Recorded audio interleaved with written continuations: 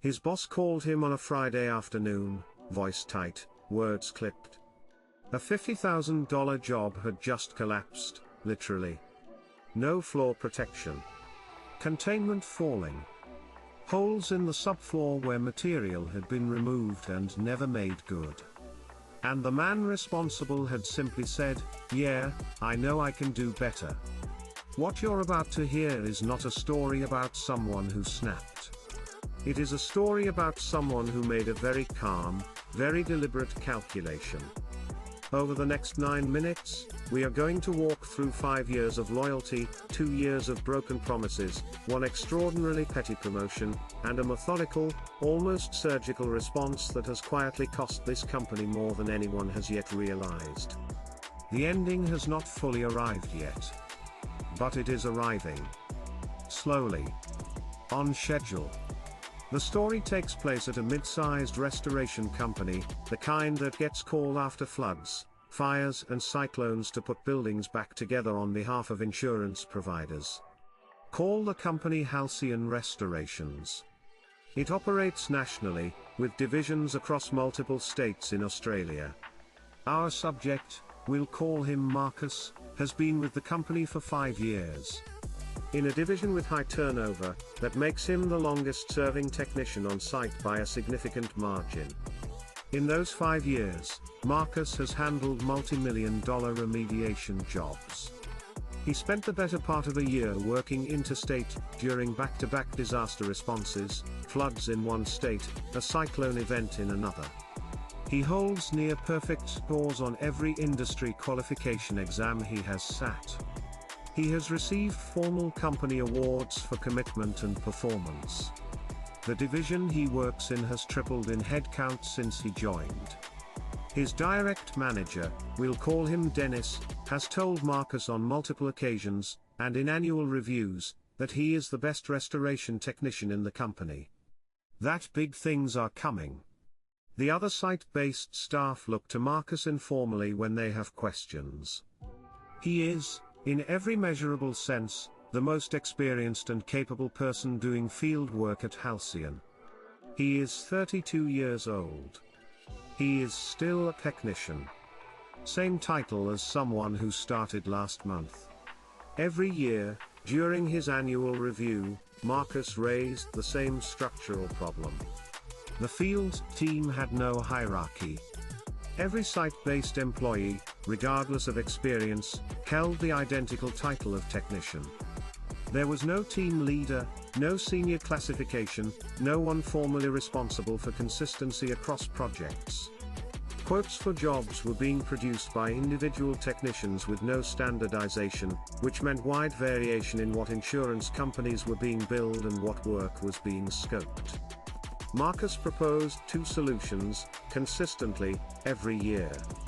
A senior technician or team leader role to provide oversight and consistency.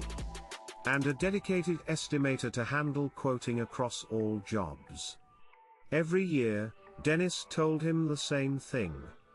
That is the plan as the business grows, and you are at the top of the list. Marcus believed it. He had no particular reason not to. Then mid-2025 arrived. 2 new management positions were created, both in the office, both filled by office staff through what appeared to be an internal process. That was fine. Then, with no announcement, no application process, and no conversation, the next most experienced field technician was handed a newly created role, supervisor and estimator combined. We'll call this person Craig. Craig is not incompetent in the conventional sense. He is something more problematic. He routinely produces work that does not comply with industry standards. He instructs newer technicians to skip those standards. And when the complaints arrive, from insurance assessors, from clients, Craig tells management that he never gave those instructions. The newer technicians wear it.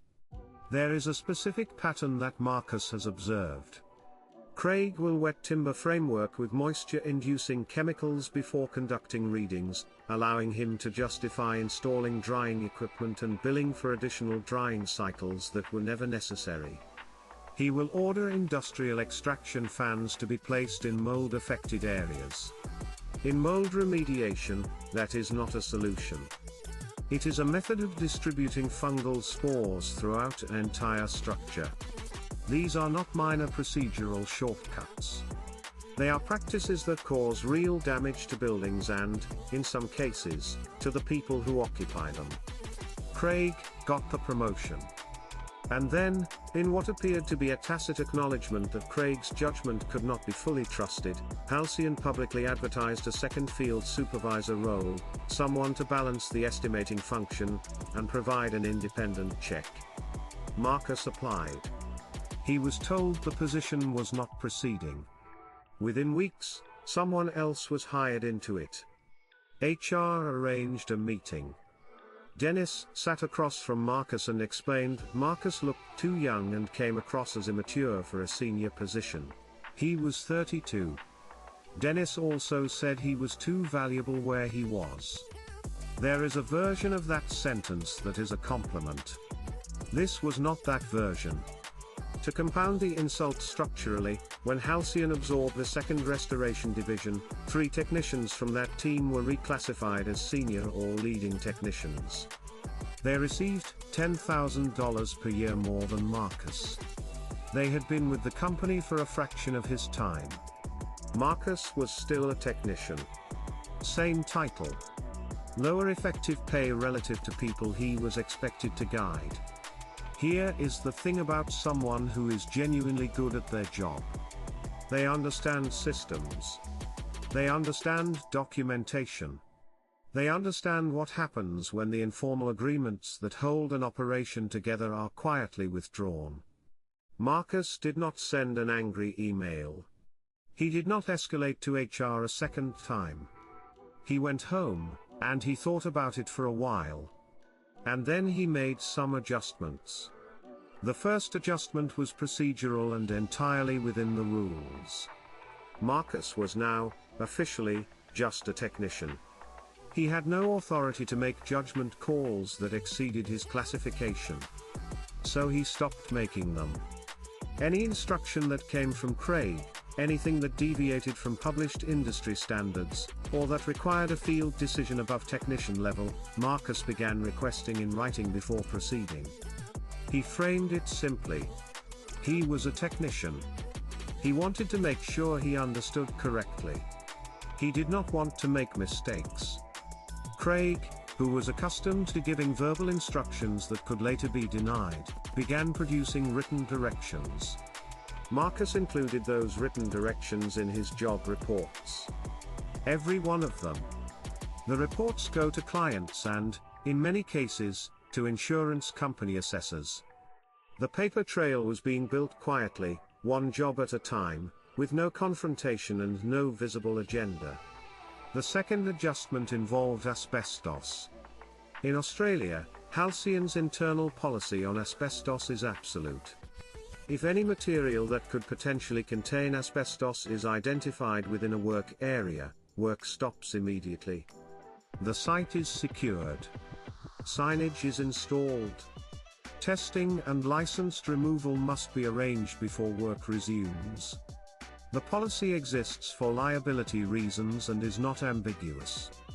Marcus had, historically, used his experience to make practical field judgments on small finds, a fragment of cement sheeting in a wall cavity, a patch of old adhesive under a floor. He had the appropriate PPE. He knew what posed genuine risk and what did not. He stopped doing that. Every fragment. Every suspicious adhesive. Every patch of old paint, because certain pre-1970s paints contain lead, which is a separate but adjacent concern, became a formal site shutdown. He documented each find with photographs. He sent the photographs to Craig with a written question, "How would you like to proceed?" Craig had to respond. Craig's responses went into the reports. The site shutdowns began accumulating. Restoration work is time-sensitive by nature. Insurance companies operate on timelines. Clients are displaced from their properties. When a remediation site goes dark for asbestos testing and clearance, that delay can run anywhere from several days to several weeks depending on the backlog of licensed removalists in the area. Marcus was not manufacturing fines. That is the particular quality of what he was doing. The material was there. It is almost always there in older Australian residential construction. Fibrous cement products were standard building materials through much of the 20th century. Old adhesives. Old paints. A technician with Marcus's experience and knowledge of construction timelines could, as he put it, throw a dart at a map and find something reportable at almost any residential property built before 1990. He was not lying. He was not fabricating. He was following policy. Precisely? Without the informal latitude he had previously extended to the company out of professional goodwill that had not been reciprocated. He also stopped working overtime unless he personally needed the income. For 5 years, Marcus had been the technician who answered the emergency call-out line, who absorbed additional hours during disaster response periods, who provided the flexible labor availability that allowed Halcyon's field operations to function efficiently. That availability quietly disappeared. He arrived at his start time. He left at his finish time. He was polite about it. There was nothing to discipline. No rule was being broken. The paper trail on Craig was also developing texture. The written instructions Marcus had been collecting covered a range of decisions, equipment placements that deviated from best practice, scoping decisions that appeared to maximize billable equipment rather than address the underlying damage efficiently, guidance given to junior technicians that contradicted published standards. Marcus was not yet sure what he would do with this material. He was building the file. Over approximately 6 months, the cumulative effect of reduced informal output, site shutdowns, and the slower pace that naturally accompanies an employee who has stopped caring began to show in the numbers. Then came the job that made it visible. A residential water damage claim, nothing unusual in scope. Marcus did it to the standard his classification required. Not the standard his experience could have produced. No floor protection laid across the access path. Containment barriers installed but not tensioned correctly. Subfloor penetrations left open where material had been removed. The insurance company assessor flagged it. The complaint reached Dennis. Dennis called Marcus on a Friday afternoon. Dennis's voice on the phone was tight. He said the job was not acceptable. He said the insurance company was unhappy. He said Marcus had potentially cost the company $50,000 in remediation of the remediation.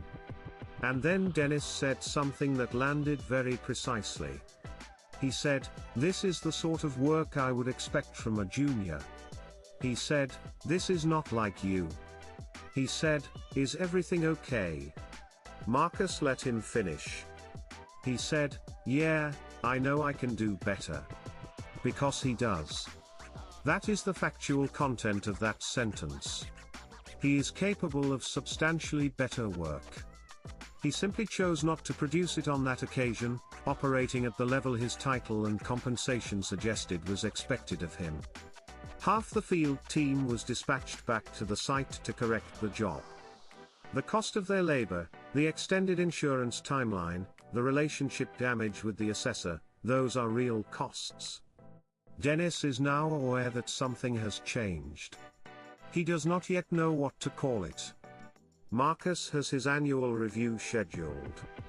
He has not raised his voice. He has not sent a strongly worded message. He has a folder of documented instructions from a supervisor who directs staff to commit what may constitute insurance fraud. He has a year's worth of policy-compliant site shutdowns. He has a phone call from his manager telling him that the work he produced, the work of a technician, was not good enough. Marcus has not decided what the annual review conversation will look like. He has 2 years until he qualifies for long service leave. He is a patient person. He has spent 5 years building things carefully and making sure they are done correctly.